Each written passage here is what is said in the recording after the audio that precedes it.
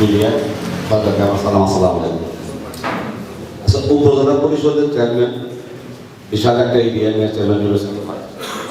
একটা উপজেলা চেয়ারম্যান যে এরিয়া নিয়ে নির্বাচিত হয়, একটা ভাইস চেয়ারম্যান মহিলা ভাইস চেয়ারম্যান সেই এরিয়া নিয়ে নির্বাচিত হয়।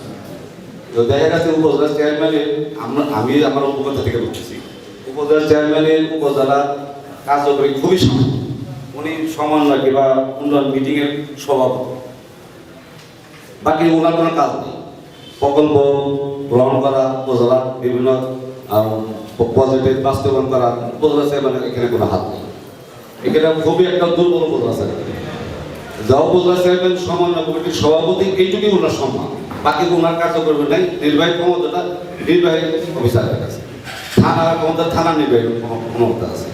উপজেলা চেয়ারম্যান এখানে অনেক ছোট করা হয়েছে, আমার ব্যক্তিগত মনে ছোট করা হয়েছে।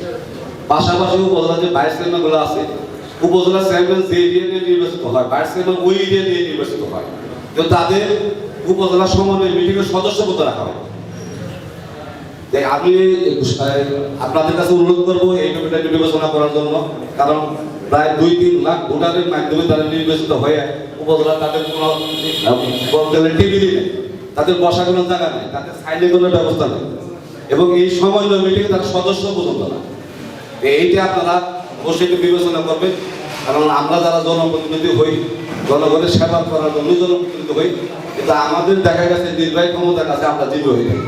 আমাদের জনগণের সেবাটা আমরা আসলে কাঙ্ক্ষিত যেভাবে জনগণকে বলি সেবা দেওয়ার জন্য, কিন্তু অফিসিয়াল যখন বসি তখন ওই ক্ষমতা রেখে ওই পাওয়াটা আমাদের থাকে না।